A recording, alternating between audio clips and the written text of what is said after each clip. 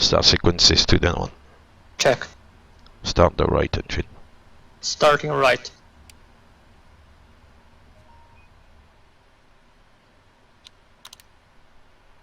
Alright, so he starts. Oil pressure. The start switch comes to a start. That's kind of self-obvious. And then we bring the fuel console switch to run. The N2 increases, the oil pressure increases, the N1 increases by about 33%. N2, then the fuel is gonna come in. That's it, slowly but surely. And then the engine starts.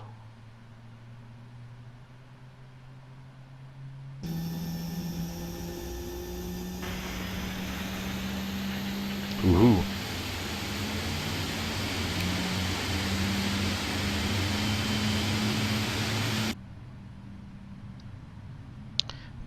Start the left engine.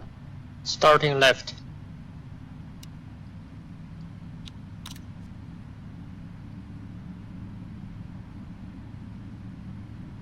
Oil pressure. He sounds like he says oil pleasure. This is Zurich, it's not Bangkok.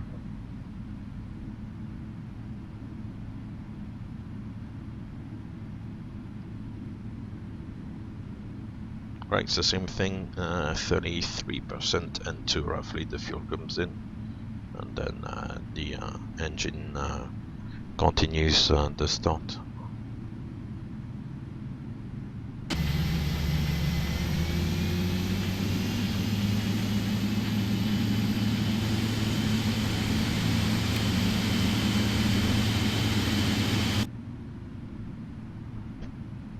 Right, looks like 2 good engine starts. Flaps 5. Flaps 5.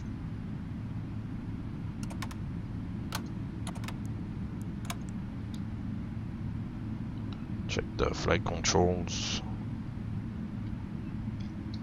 Actually, I'll increase the size of this bad boy. Normally the flight control check should be a little bit more slow, because if you go too quickly then you may get like a flight control problems, so I have to take it easy, so more like this. Come back. Alright. Come back. And then when we see the pin, check the flight, the rudders as well. Like this, roughly. So there's nothing on the recall, so it's a good start. That's good.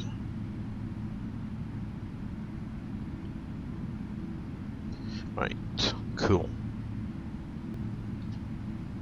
Before taxi checklist.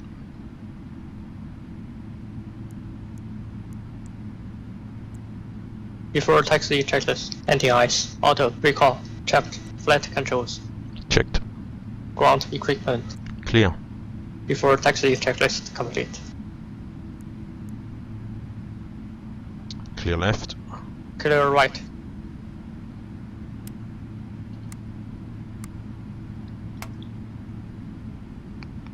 Right, I guess there's a bit of room on this side, so.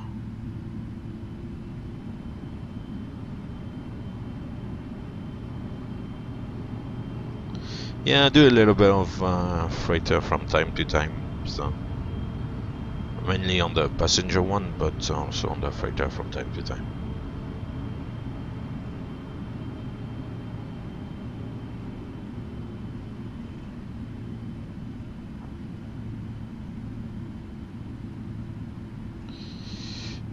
Right, what I wanted to do as well, which I should have done and have not done, is to arm the doors.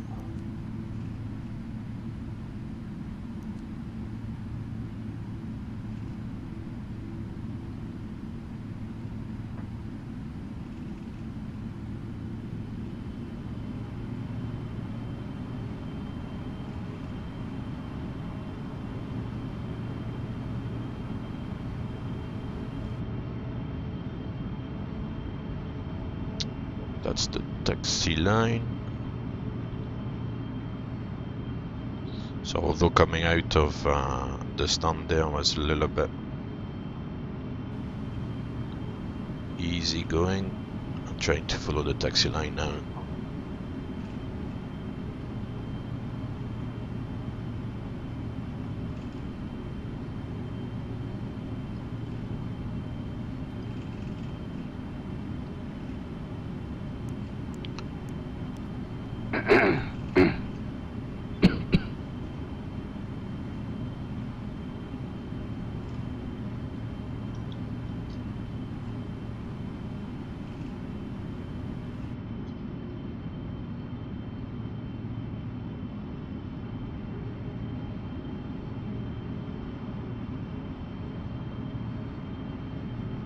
Yeah, that same. I mean, I was on it for quite some time before. I'm actually used to fly on it quite a lot and control as well. I've not done any flying recently because I need to reconfigure it. There's a new software and everything, so I need to kind of reconfigure it. So I've not looked at it yet, but yeah, no. They do a good job generally, so yeah, it's good.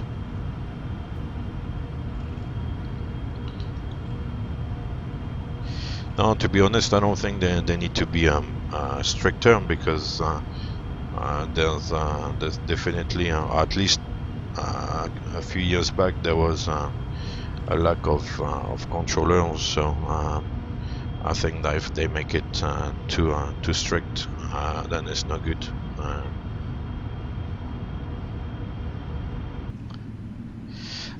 Generally, I do prefer like a short haul, to tell the truth, but it's okay. Long haul is alright.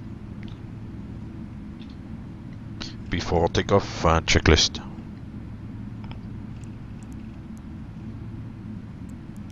Before takeoff checklist. Before takeoff checklist complete. Right, so we're clear to line up. Before takeoff procedure.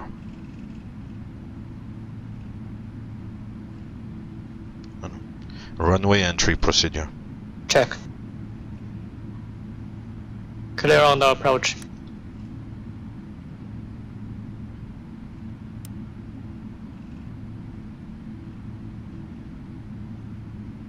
On runway 16.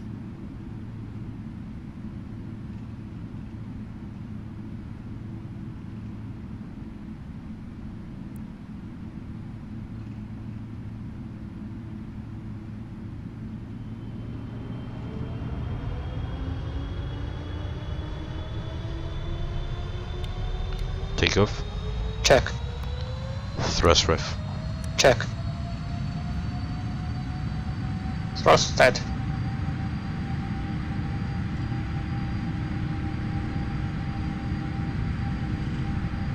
$80 knots. Hold. Check.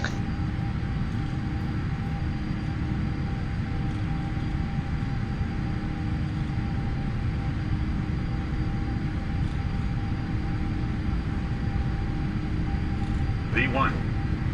Rotate.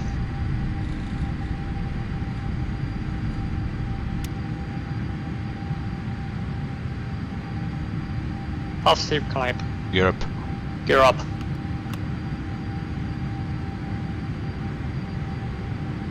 $400 feet. Thrust ref. Check. VNAV speed. Check.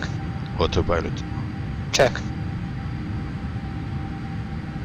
Right, so it's gonna start the left turn pretty much straight away. We're trying to remain clear of the city, which is down here. Try to avoid making any noise.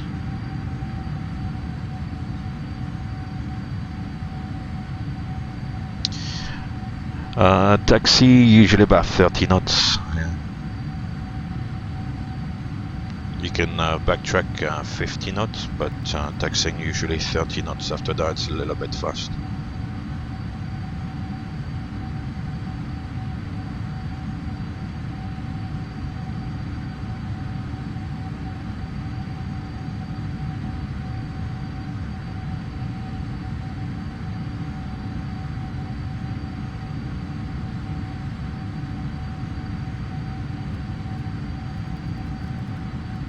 Right, so we'll climb to 290. Level 290 set.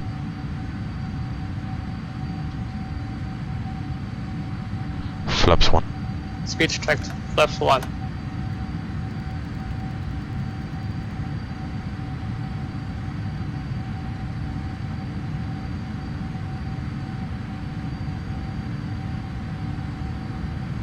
Flaps up. Speed checked. Flaps up.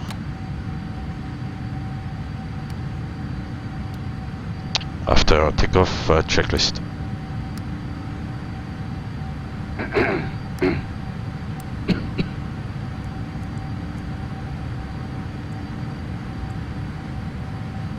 After takeoff checklist. After takeoff checklist complete.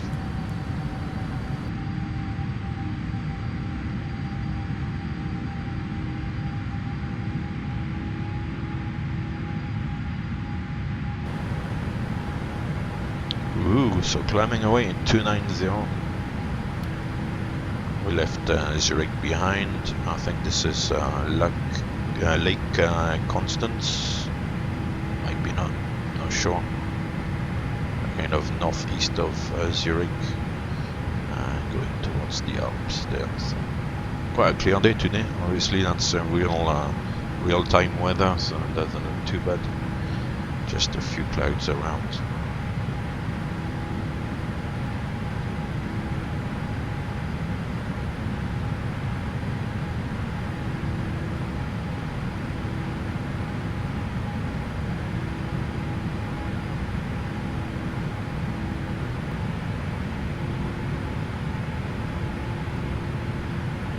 Oh yeah, that's good. 158 movements on Riga. That's good. Wow, I must have been busy. Yeah, that's in UK. I mean, they seem to pride themselves as being the maybe one of the better kind of areas in terms of training and all that stuff. Which is fair. To level off.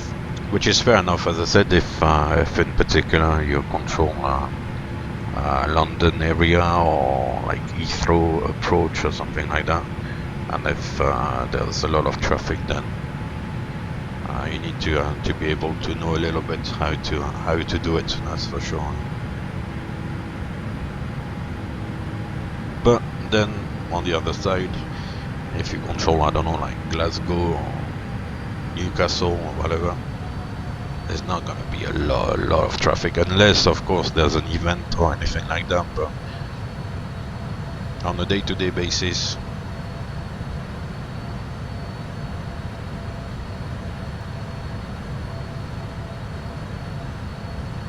actually I need to look at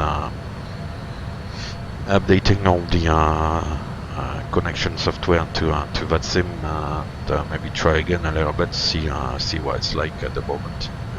We need to do that.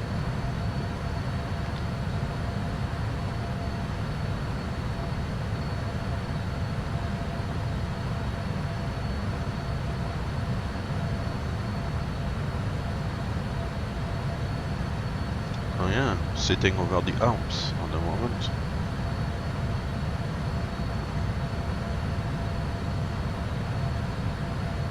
So yeah, the scenery is obviously showing snow. It's the ORBX Global. That's probably on some sort of winter setting. Snow on the mountains is maybe fair enough, but around Zurich it did look a little bit white as well, which I'm not really sure that's very realistic. So that's maybe one of the limitations.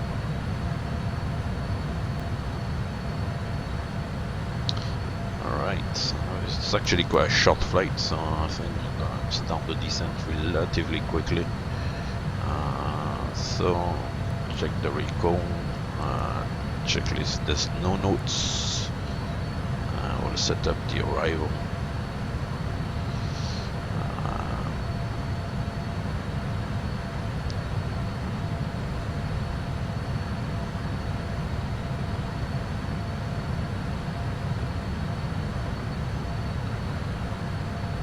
So weather.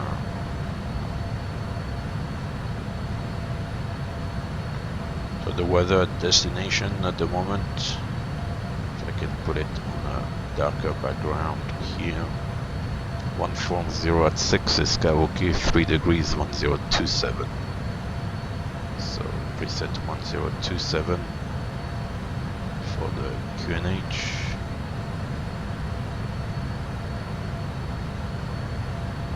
Come here as well on the standby altimeter, reset 1027, then back to standard. So the weather is good, no worries there for the weather. Okay, so that's gonna be runway 16 we'll go for. So LS, that's actually still looking at Zurich because we've not either gone 400 miles or halfway through the route. So we'll go to the departure arrival index and go to Vienna arrivals and go for LS 16.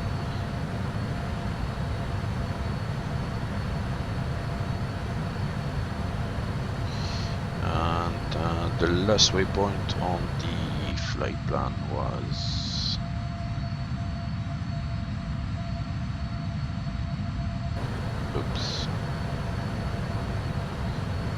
Nemal, so there should be a Nemal arrival. Yeah, Nemal, 1 whiskey, and the transition, if I look at the EFB, oops.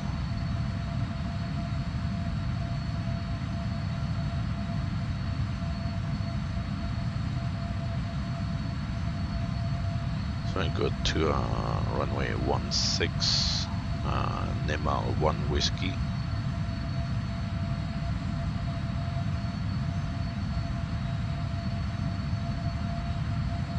and then for the approach it's runway 16 LS 16, and so we're coming from the south, so probably via Bal 5 Lima there.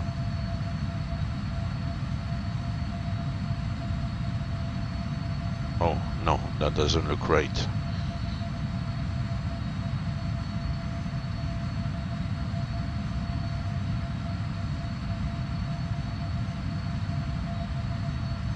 Oh no, that's correct. Oh yeah, that's a long transition. Okay, but that looks correct. Okay, there's no rush. We'll fly the whole arrival. It's alright. Cool.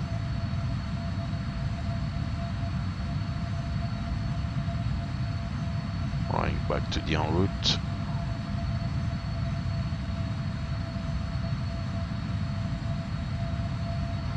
Alright, so here and then it's the Bal 5 Lima arrival, transition I mean, and it's all in there. Oh, sufficient fuel. Damn. What's the fuel arrival? 6.60, and the transition took more fuel than planned actually. Okay, we'll look maybe shortening it a little bit if it's a little bit tight on the fuel.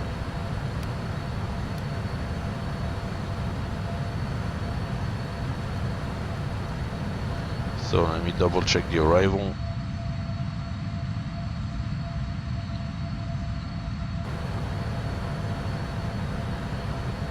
From Nemal, 9000, yeah, then to Nimdu, that's correct, 9000, then to Limra, 9000 above as well, Gamli,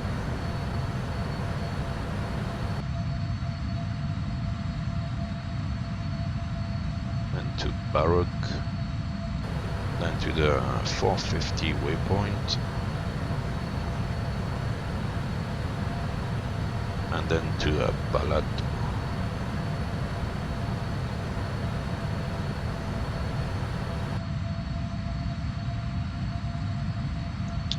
And then possibly what I'm gonna do is kind of give a shortcut if I can to the 673.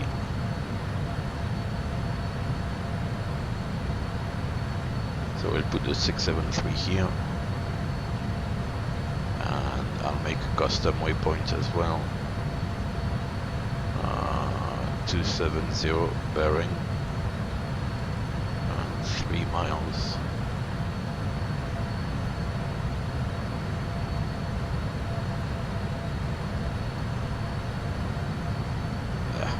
Doesn't let me do it. Come on, it's not difficult.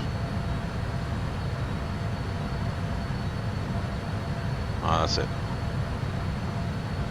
Ah, okay, cool. It's still showing me insufficient fuel. Oh man.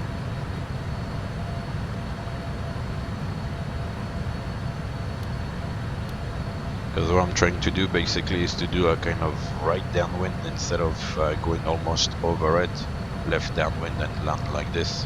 And I'm trying to go a right downwind short base leg for the ILS, but I think it's probably cut a little bit on the time and on the fuel, but not by much actually. So okay, but that's better.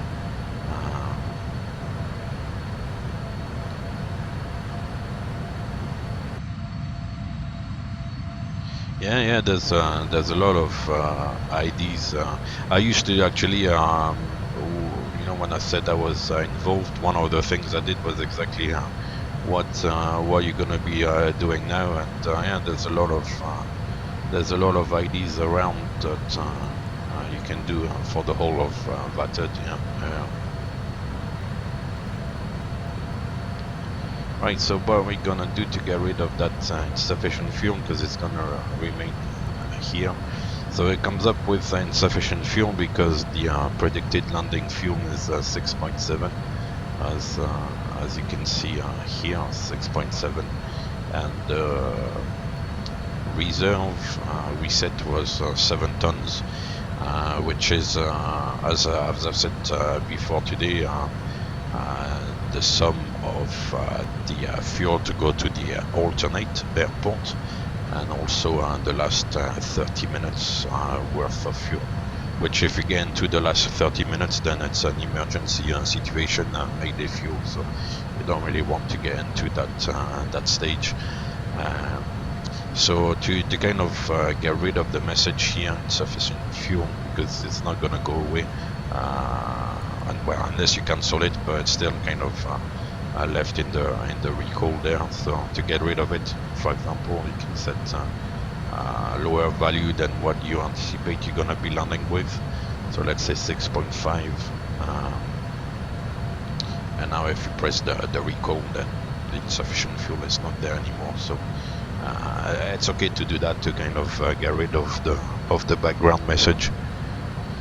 And that way, I mean, it's not left in the system. So for example, if this was like a real situation, you would show like less fuel on landing than required for like the diversion in the last 30 minutes. Then I guess that would be part of you know, managing your fuel and saying, well, either I choose to divert straight away to Graz, which is down here, so that's a little bit closer, and well, at least we've got the fuel for it. Or otherwise, say, well, we then decide to stick around Vienna, and we don't need all the fuel there. We have to go to Vienna. So if we decide to go to Vienna, then we'll stick around Vienna. So we can say, for example, that there are like 2 runways there. So if one runway gets blocked, then we can land on the other one. So we don't necessarily need to have the FMC reserve fuel intact to go to Vienna. We can say, okay, we'll concentrate on Vienna and keep the diversion fuel for the approach into Vienna, and possibly go for another approach into Vienna, and kind of stick around, if that makes sense. So that will be like, you know, the way to manage your fuel.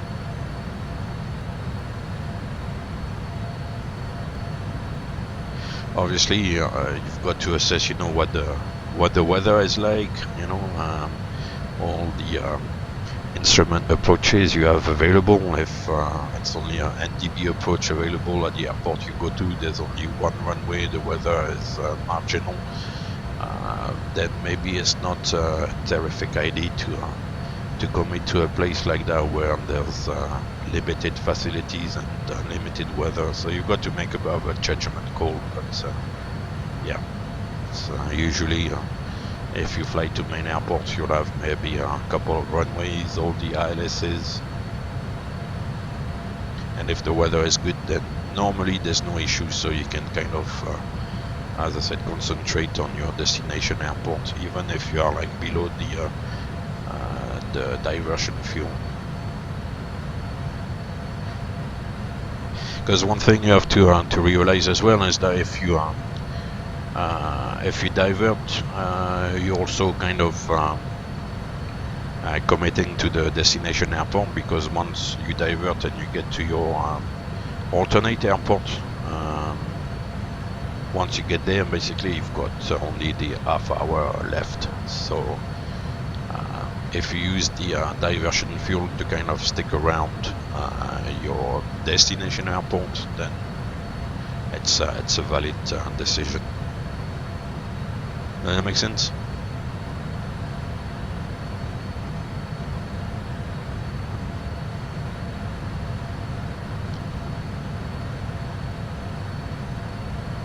Right, so we brief, sorry, I've not finished actually. Right, so we said 6.7 on the fuel plus the 242.2, so that's 248.9 for the landing weight. So quite heavy, flat 3146.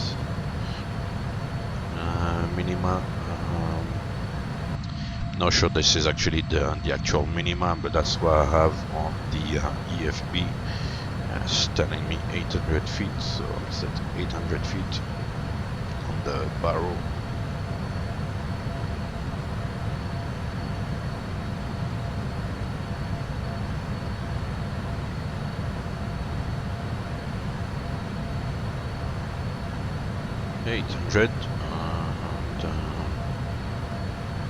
We go for auto brakes 2, I guess.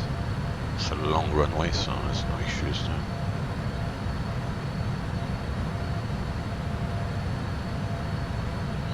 And then just for myself, we'll put runway 16. We'll put 7 miles. Will do for the configuration.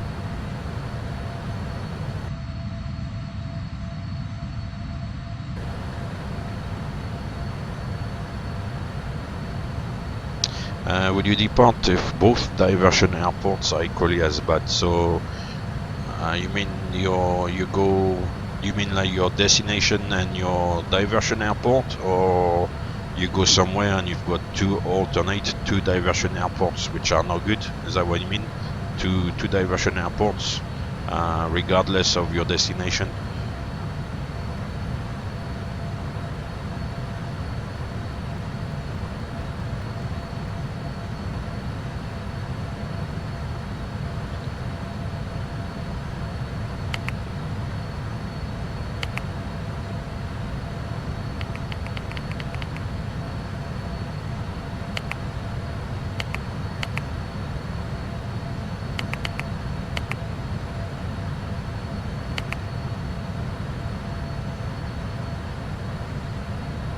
Okay, so you go somewhere and the two diversion airports are bad.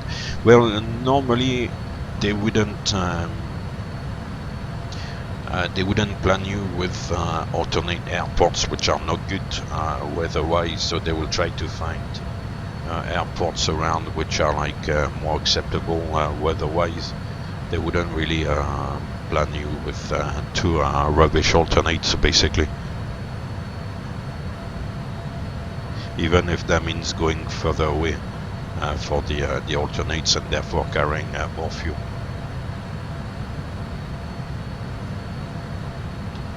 descent checklist. Stand by.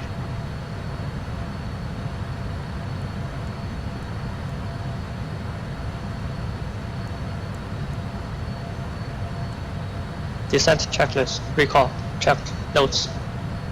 Checked. Auto brake level 2. Landing data.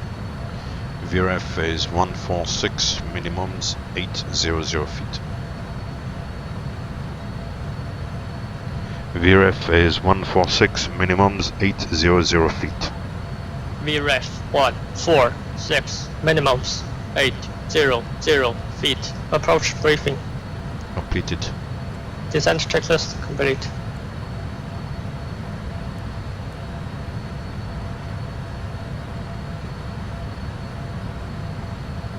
Seatbelt sign on. Seatbelt signs coming on.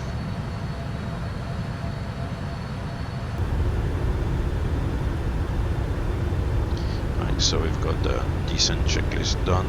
Descending over the Alps now.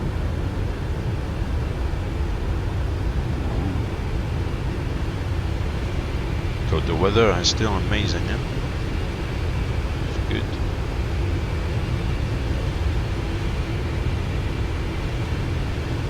I quite like the color and the logo on the tail now. It's quite funky. It's very nice.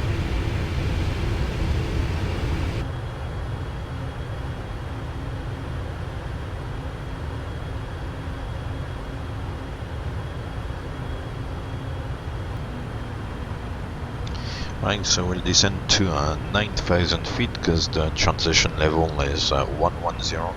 So we can reset the QNH 1027. And I'll go for the approach checklist, I guess. Approach checklist.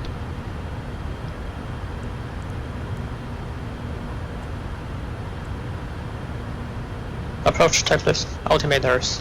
1027 set. 1027. Approach checklist complete. Cool.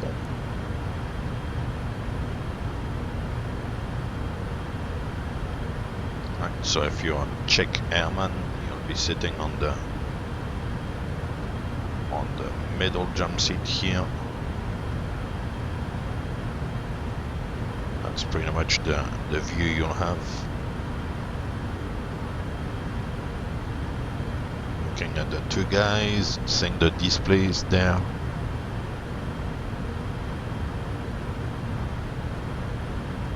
A view of the overhead panel, which is slightly different on the freighter. I kind of went through it last time I did the Vienna to Zurich flight, kind of explain a few of the differences, very few differences actually, but there's a few.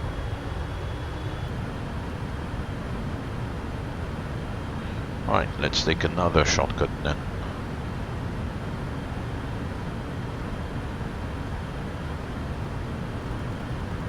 Which is possibly what ATC would give you if there's no traffic. Instead of going over the airport and go on the left downwind, then they will give you a shortcut like on the right downwind. So coming from this direction here, the runway is here, and then instead of going all the way around, then from here they'll give you the right downwind to then pick up the LS from this side, so it kind of makes sense.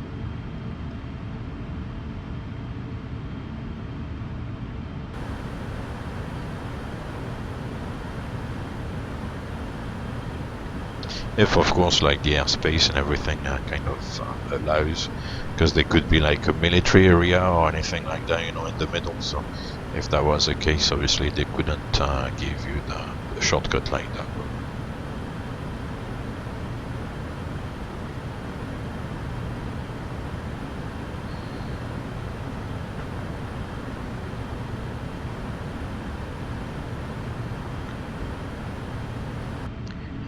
A330 fan, hey, how are you doing? So approaching 10,000 feet, so we'll come back to 250 knots.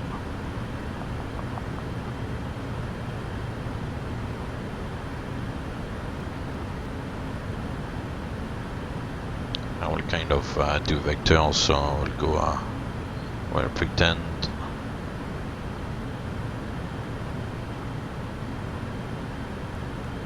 So we'll go into a heading, we'll say okay, maintain current heading initially, radar vectors ILS runway 16. So we go heading select on the current heading, which is more or less like following the magenta line, but we'll do it like that. Reducing speed already to 50 knots.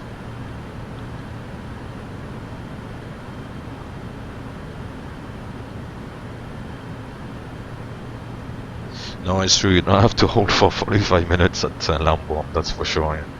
No, but I mean, I guess all the jobs have advantages and inconvenience, so I'm sure there's like not so many, there are like not great things in the police as well, but I mean, as I said, like all the jobs are different, and both with like advantages and inconvenience, so you have to kind of take it as it comes, I guess.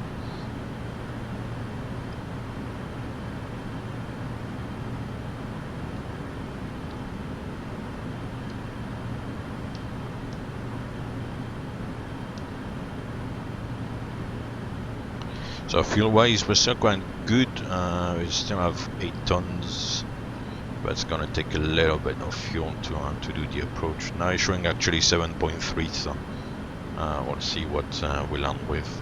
Remind you the reserve is 7 tons, so if you land with more you're good, if you land with less then you are kind of committing, so to speak, to Vienna. So let's see how that goes.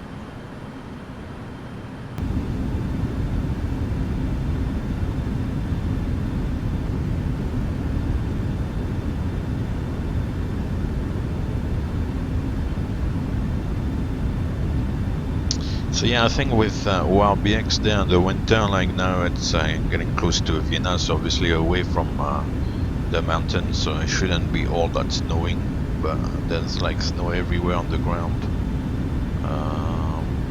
I believe that could be the city there, but it's not really well defined. 10,000 feet. Crossing 10,000 feet there. Cool.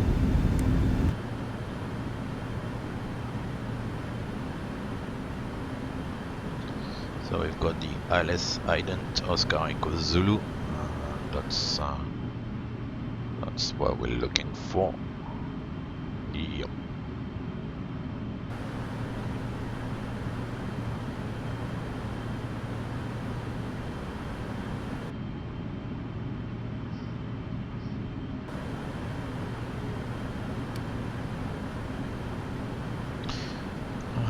Now you can say okay, turn left heading 015, so I'll take a little heading adjustment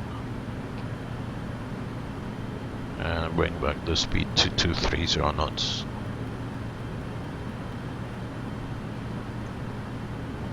So obviously when you reduce the speed, then the aircraft has to kind of raise the nose a little bit, so your rate of descent decreases, so you've got to factor that in, and you know, and the distance you have to go and the altitude you have to lose. Whenever you have to reduce the speed, obviously it's going to take longer, like in terms of ground distance, to reduce the speed, because as I said, the aircraft has to raise the nose to kind of lose the speed, and then once the speed has come down, then they can kind of lower the nose again. So takes a little bit of time to do that.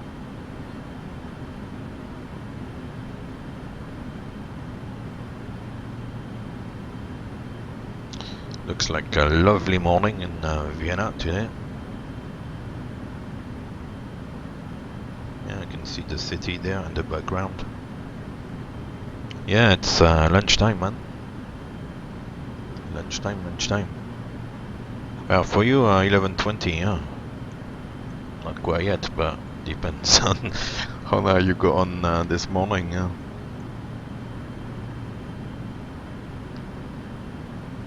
Right, so looking at the VNAV there, we are getting a little bit low, so we can maybe go vertical speed and reduce the rate of descent there, so that we're not getting too low.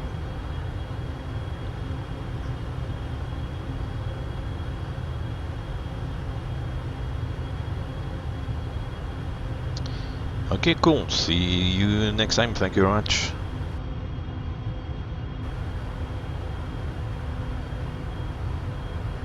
Enjoy your breakfast or your lunch. Bye bye.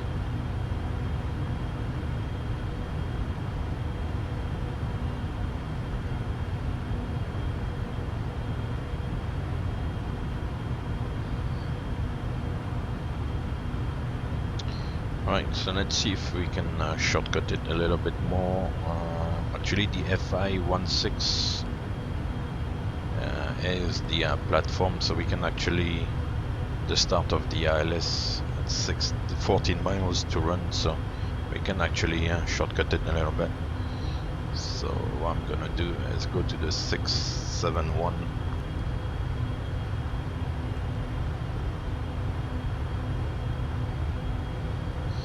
We're gonna go okay, turn right, heading 090,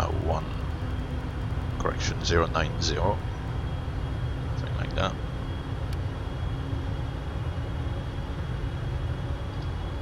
Flaps 1. Speed checked. Flaps 1.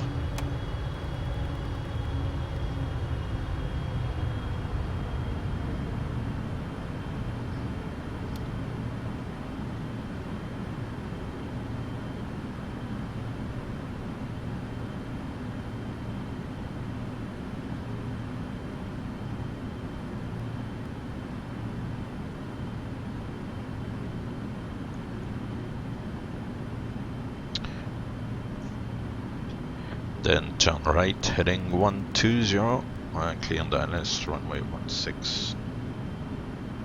Go 120, I got correct sensing, the approach ident is identified. Let's out of pitch to level off. I got localizer and glide slope armed.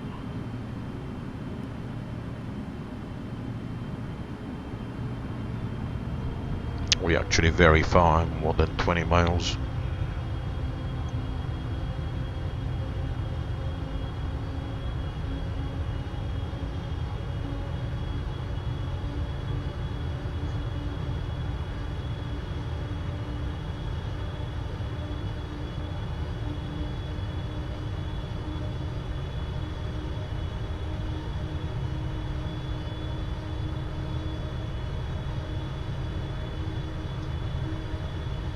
And localizer capture.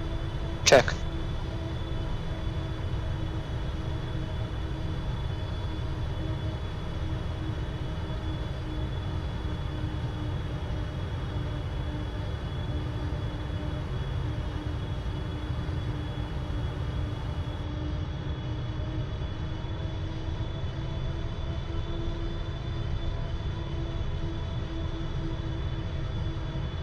Now a quick look on the EFB, so you can see the aircraft nicely aligned, which is cool.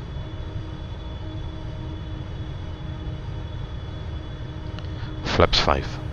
Speed checked. Flaps 5.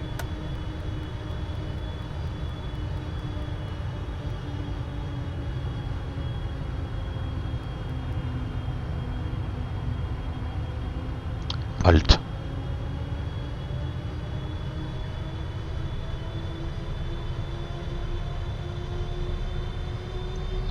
So I know we're still a little bit far, but I personally don't like to hit the glide slope with you know, less than at least flaps 5. So if you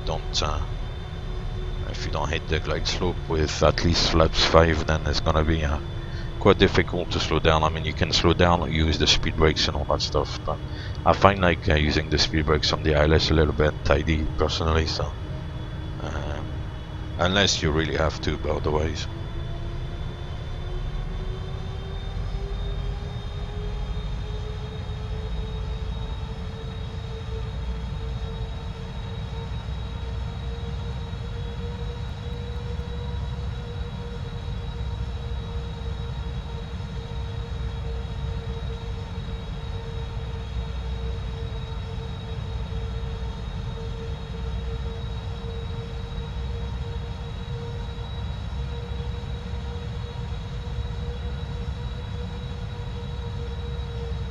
Try and glide slope capture, and missed approach altitude is 5,000 feet, which is already set. That's quite handy.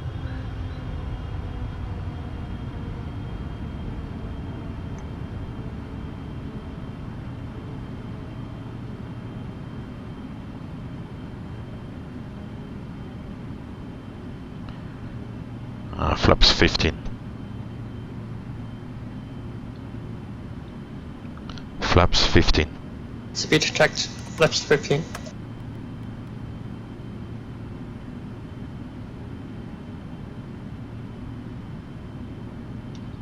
So you'll see there that with the flaps only, it's gonna be quite difficult to decelerate. So we're gonna try to go for 180 to 10 miles, and then 160 to let's say 4 DME, and see how it works.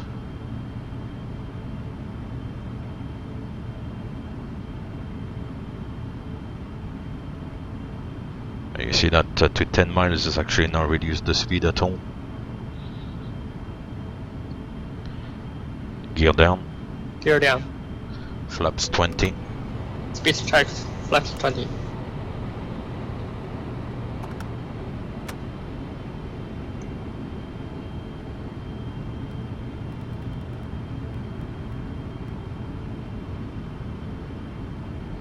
So now the gear is gonna help flaps 20 as well, because it's got a little bit more drag, so the speed is slowly coming back.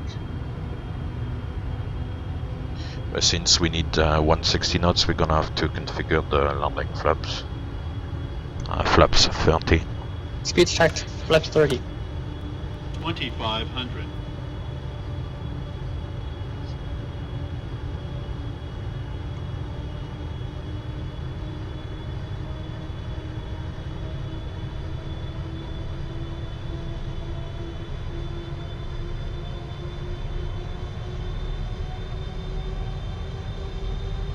Landing checklist.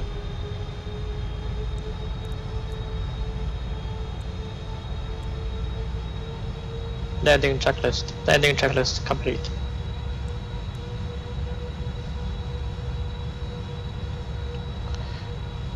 Cool, so we're gonna wait for 4 miles, and then at 4 miles bring the speed to 151, which will be the final approach speed now.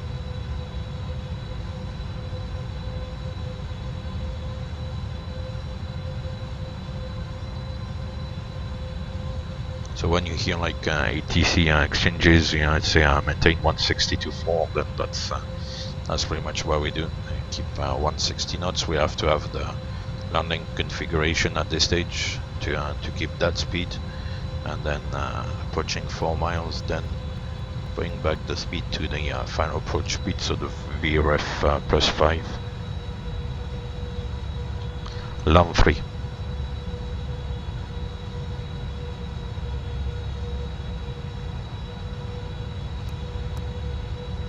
Flight director. Right, wish me luck. Approach stable. 1,000.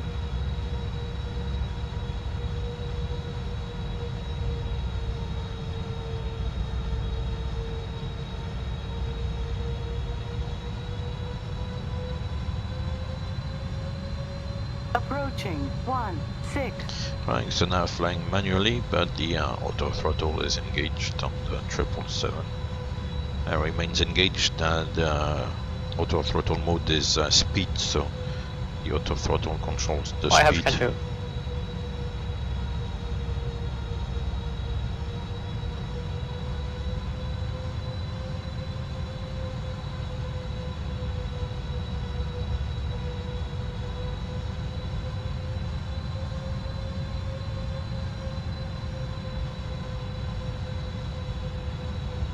Approaching minimums. Approaching minimums.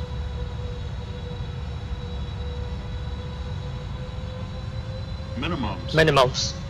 Landing. Checked. 100. 50. 30. 20. 10.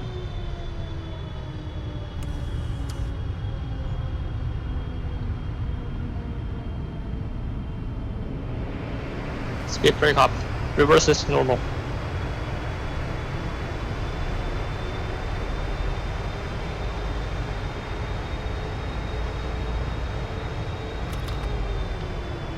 $60 knots. Manual braking. Check.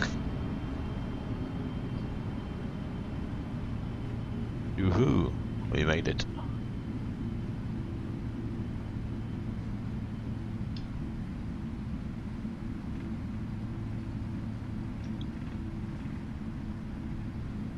Welcome to Vienna, runway 16.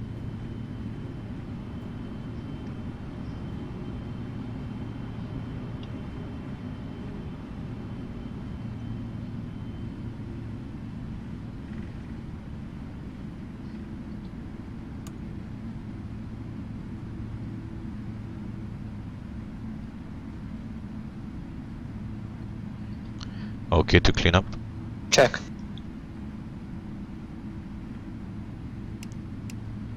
Engine anti-ice is coming on.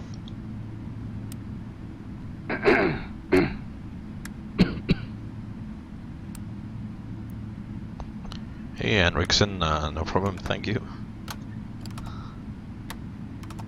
A good landing is a landing you can walk away from. So.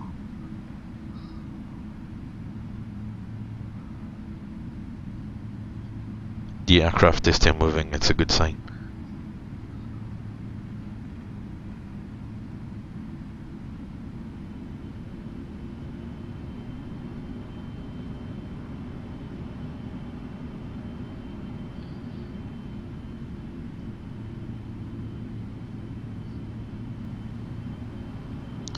And then there seems to be like some remote stands looking towards 1 o'clock there. A kind of apron, so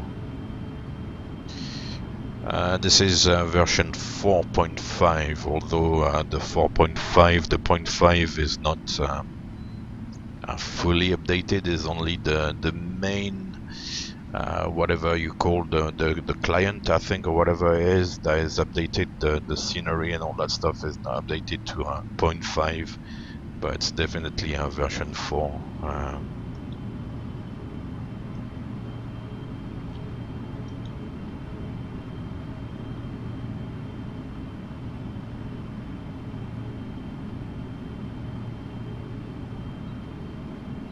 I mean, you probably know that I'm not too bothered about all the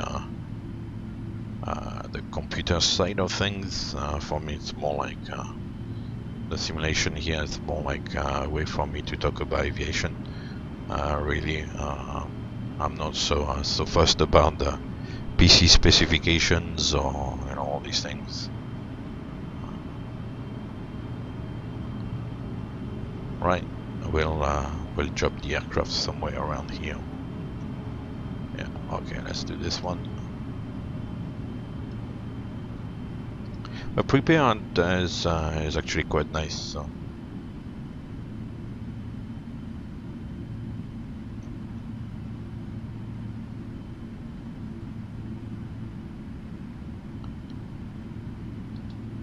Lights and doors.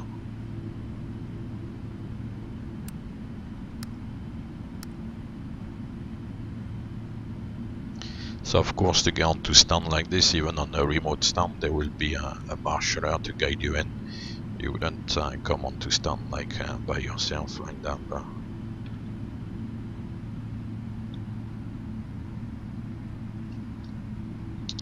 Right, so here we are. Parking brake set and the APU is running.